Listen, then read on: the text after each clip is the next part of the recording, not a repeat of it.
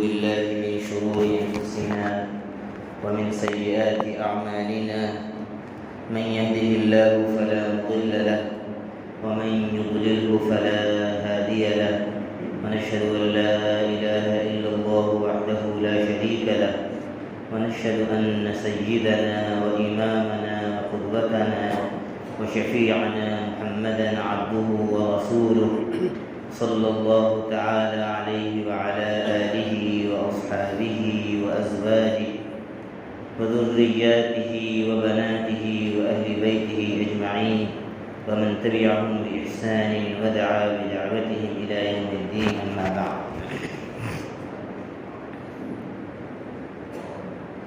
أعوذ بالله من الشيطان الرجيم. بسم الله الرحمن الرحيم. ما كان للمشركين أن يعمروا مساجد الله شاهدين على أنفسهم بالكفر أولئك حبطت أعمالهم وفي النار هم خالدون. إنما يعمر مساجد الله من آمن بالله واليوم الآخر وأقام الصلاة وآتى الزكاة ولم يخش إلا الله فعسى أولئك أن يكونوا من المهتدين. میرے محترم ایمانی بھائیوں، بزرگوں اور دوستوں، اللہ رب العزت کا فضل و کرم ہے، اس کا احسان ہے کہ اللہ تعالی نے ہمیں دین حق عطا فرمایا ہے، اور یہ وہ دین ہے جو غالب ہونے کے لیے آیا ہے. اعوذ باللہ من الشیطان الرجیم. هو الذی ارسل رسوله بالهدى ودین الحق لیظہرہ علی الدین کلہ. وہی ہے اللہ کی ذات جس نے اپنے آخری رسول کو ہدایت کے ساتھ بھیجا ہے اور دین حق کے ساتھ بھیجا ہے تاکہ وہ اس دین کو تمام پچھلے ادیان پر، مذاہب پر غالب کر دے. وَلَوْ كَرِهَ الْمُشْرِكُونَ، چاہے یہ بات مشرکوں کو کتنی ہی کڑوی لگے. میرے بھائیوں، ہم آخری نبی حضرت محمد مصطفیٰ صلی اللہ علیہ وسلم کی امت ہیں، اور اللہ تعالیٰ نے ہمیں قرآن مجید میں خیر امت کا لقب عطا فرمایا ہے کہ تم سب سے بہترین امت ہو، اور تم صرف اپنے فائدے کے لیے نہیں دنیا میں برپا کیے گئے. کنتم خیر امت اخرجت للناس، تم سب سے بہترین امت ہو، تم ساری انسانیت کے لیے نکالے گئے ہو، ساری انسانیت کا بھلا کرنے کے لیے، ان کو فائدہ پہنچانے کے لیے تمہیں برپا کیا گیا ہے. تأمرون بالمعروف، اور سب سے بڑی بات یہ ہے، سب سے بڑی بھلائی یہ ہے کہ دنیا والوں کو تم بھلی باتوں کا حکم کرو، بھلی باتوں کا حکم کرتے ہو. سب سے بھلی بات کیا ہے؟ توحید کی بات. شرک سے انسانوں کو ڈرا کر اور ان سے توبہ کرا کر توحید کی بات کی جائے، اللہ کی وحدانیت کی طرف ان کو بلایا جائے، اس کا حکم دیا جائے. وَتَنْهَوْنَ عَنِ الْمُنْكَرِ، اور تم برائی سے روکتے ہو، شرک سے روکتے ہو، کفر سے روکتے ہو، ظلم سے روکتے ہو. وَتُؤْمِنُونَ بِاللَّهِ، تو تم ایک اللہ پر ایمان رکھتے ہو. ظلم سے روکنا کیا ہے؟ آپ صلی اللہ علیہ وسلم نے فرمایا کہ تم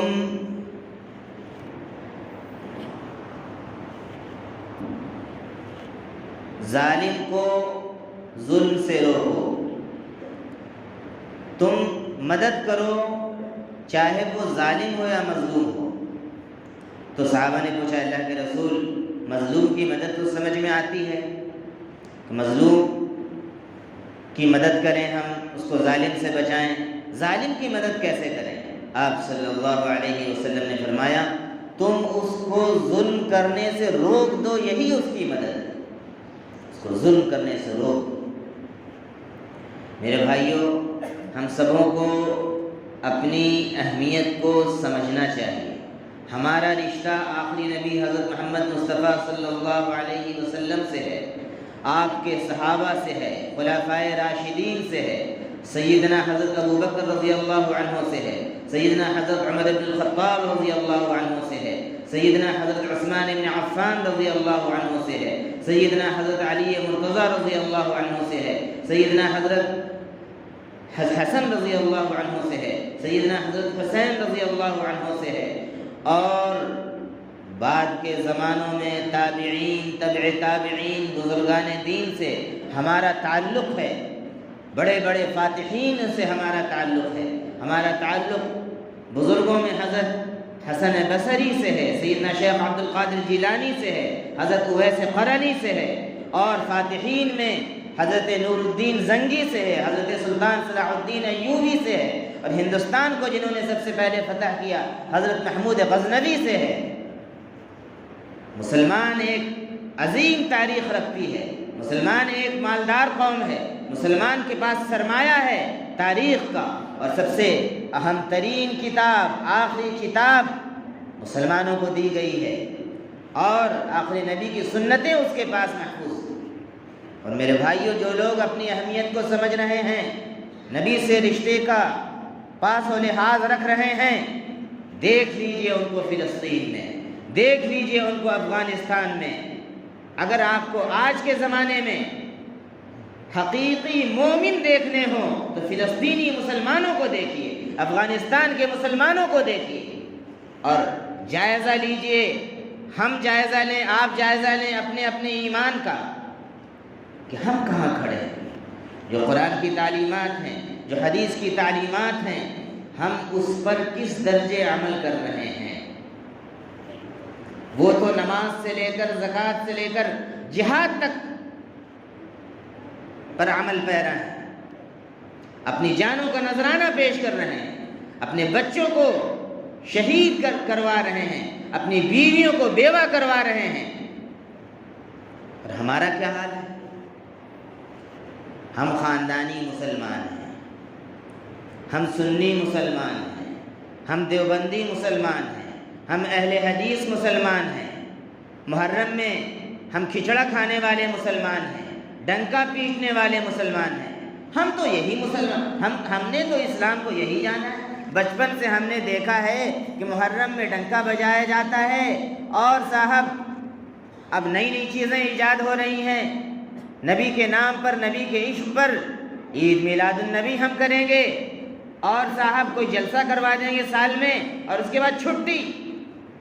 شیطان نے یہ سمجھا رکھا ہے، اور شیطانی زبان بولنے والے پنڈتوں نے، میں عالم نہیں مانتا ہوں ان لوگوں کو، میں ان کو پنڈت کہتا ہوں، جو لوگوں کو یہ سمجھاتے ہیں کہ نماز پڑھنے کی ضرورت نہیں ہے، تم یہ فلاں کام سال میں کر لو، تمہیں ہم بخشوا دیں گے، تمہیں ہم بخشوا دیں گے۔ اللہ تعالیٰ سے ڈرنا چاہیے ایسے لوگوں کو۔ کیا کوئی کسی کو بخشوا سکتا ہے؟ جس دن انبیاء ڈر رہے ہوں گے، لرز رہے ہوں گے اللہ تعالیٰ کی ہیبت اور جلال سے، کسی انسان کی کوئی مجال ہے کہ کسی کی سفارش کر دے؟ من ذا الذی یشفع عنده الا باذنہ، کون ہے جو اللہ کے دربار میں بغیر اس کی اجازت کے کسی کی سفارش بھی کر سکے، زبان کھول سکے؟ اللہ کے دربار میں کسی کی مجال نہیں ہوگی، انبیاء خاموش ہوں گے۔ لوگ کہتے ہیں ہم بخشوا دیں گے، پیر صاحب بخشوا دیں گے، پیر صاحب کی گردن ناپ دی جائے گی۔ یقدم قومہ یوم القیامہ، جس طریقے سے فرعون نے کہا تھا کہ ہم تمہیں نجات دیں گے، اور اپنی قبطی قوم کو کہا تھا کہ فرعون کے، موسیٰ کے مقابلے میں ہم حق پر ہیں اور ہم تمہارے رب ہیں، انا ربکم الاعلیٰ کا نعرہ لگایا تھا۔ اللہ تعالیٰ فرماتا ہے یقدم قومہ یوم القیامہ، قیامت کے دن بھی فرعون جب یہاں دنیا میں اپنے مشرک قوم کا سرغنہ تھا، لیڈر تھا، وہاں بھی آگے آگے چلے گا، قیامت میں بھی آگے آگے چلے گا، سرغنہ ہوگا، ان کا لیڈر ہوگا۔ فَأَوْرَدَهُمُ النَّارِ، اور خود بھی جہنم میں گرے گا اور اپنی قوم کو لے جا کر اونھے منہ گرا دے گا۔ وَبِئْسَ الْوِرْدُ الْمَوْرُودُ، اور جہنم کتنی ہی بری جگہ گرنے کی۔ میرے بھائیوں، یہ جو حالات ہم دیکھ رہے ہیں فلسطین میں، اس سے ہمیں سبق لینے کی ضرورت ہے، اس سے ہمیں سبق لینے کی ضرورت ہے، قرآن و حدیث کے پیغامات کو سمجھنے کی ضرورت ہے۔ یہ لوگ عملی طور پر ہمیں اسلام کو سمجھا رہے ہیں کہ اسلام شجاعت کا مذہب ہے، اسلام بہادری کا مذہب ہے، اسلام ایمان کا مذہب ہے، اسلام میں بزدلی کی گنجائش نہیں ہے، اسلام میں نفاق نہیں ہے، اسلام میں غیروں کے سامنے، باطل طاقتوں کے سامنے جھکنا اور مصالحت اور کمپرمائز کرنا نہیں ہے۔ جو عرب کے لوگ ہیں، جو وہاں کی کرسیوں پر بیٹھے ہوئے ہیں،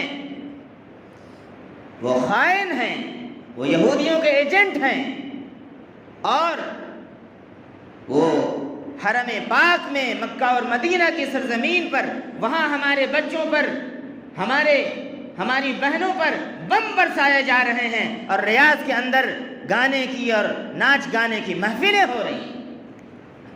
یاد رکھیے، یہ زیادہ دن یہ لوگ نہیں ٹکیں گے۔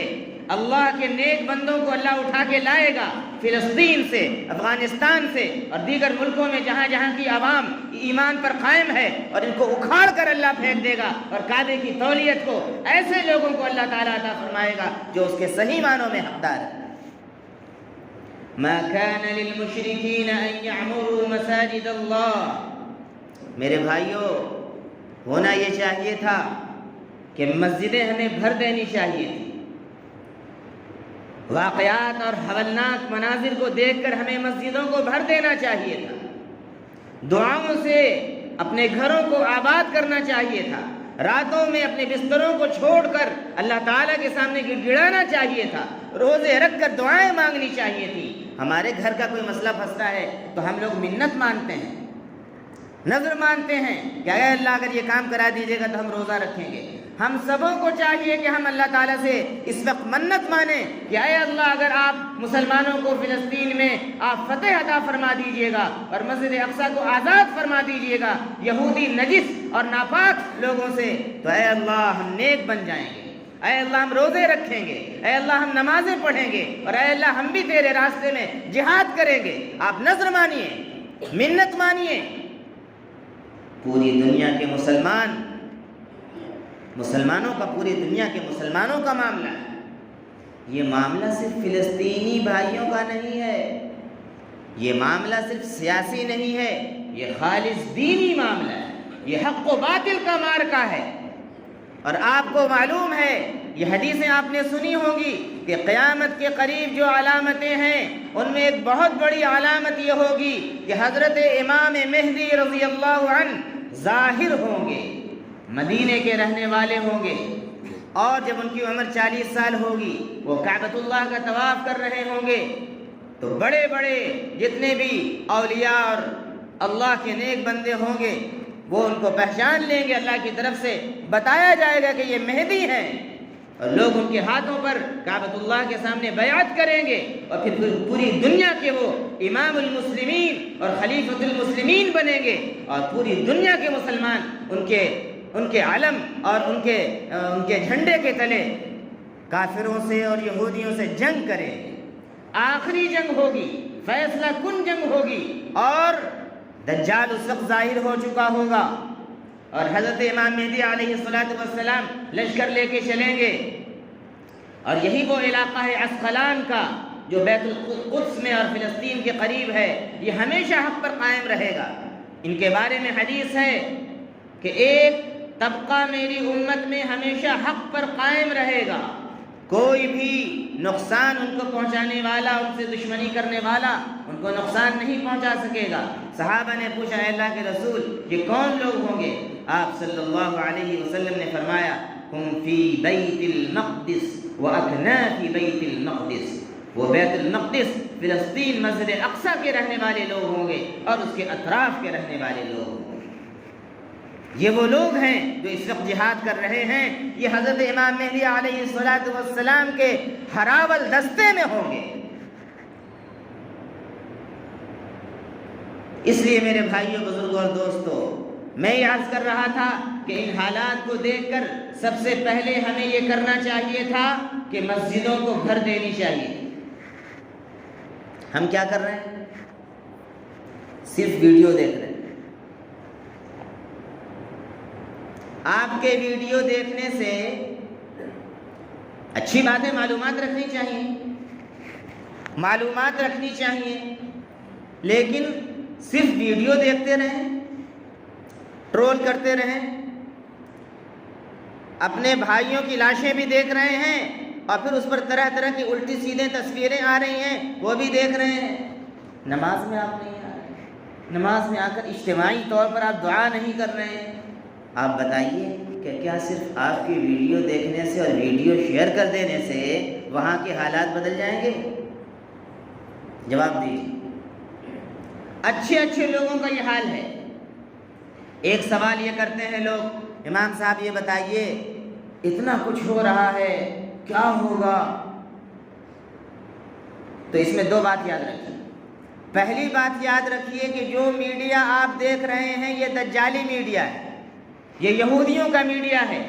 CNN سب سے بڑا ذرائع ابلاغ ہے جس سے دوسرے میڈیا ہاؤسز خبریں خریدتے ہیں، اور ہمارے ملک کا میڈیا ماشاءاللہ کیا کہہ رہے، وہ روبی کا لیاقت کیا نام ہے، خبیث، کمینی، ناہنجار، وہاں جا کر اسرائیل میں رپورٹنگ کر رہی ہے۔ جوتوں سے مارنا چاہیے، یا تو مسلمان نام ہٹا لے یا مسلمان نام رکھ کر اسلام کو بدنام نہ کر۔ اس کے بارے میں تحقیق آپ کریں گے، وہ قادیانی کی بیٹی ہے۔ آپ سمجھیے چیزوں کو، پریشان ہم لوگ ہیں، مسلمانوں کی ایسی رپورٹنگ کر رہے ہیں، وہ مسلمان نہیں ہے۔ اور اکثر خبریں وہ آپ دیکھ رہے ہیں جس میں صحیح خبریں نہیں بتائی جا رہی، فلاں نے حملہ کر دیا، فلاں نے حملہ کر دیا، فلاں نے حملہ کر دیا۔ غزہ کے مسلمان، فلسطین کے مسلمان آج سے نہیں 70 سالوں سے جہاد کر رہے ہیں، اور اپنے بلبوتے پر لڑ رہے ہیں، ان کو کسی سے کوئی توقع نہیں ہے۔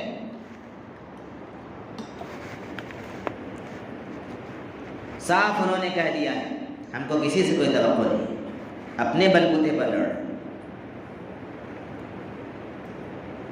تو سب سے پہلی چیز یہ ہے کہ جھوٹی خبروں کو مت دیکھیے، اور دوسری بات یہ جو سوال پیدا ہوتا ہے کہ کیا ہوگا، اتنا حملہ ہو رہا ہے، بم گرائے جا رہے ہیں، تو یاد رکھیے دشمن ہمیشہ، یہودی دشمن بزدل ہے۔ قرآن مجید کہتا ہے وَلَن يَتَمَنَّوْهُ أَبَدًا بِمَا قَدَّمَتْ أَيْدِيهِمْ، انہوں نے جو غلط کرتوت کیے ہیں، نبیوں کو قتل کیا ہے، اللہ تعالیٰ سے کیے ہوئے وعدوں کو توڑا ہے،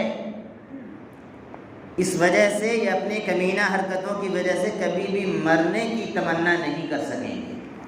سب سے زیادہ مرنے سے ڈرتی ہے یہودی قوم۔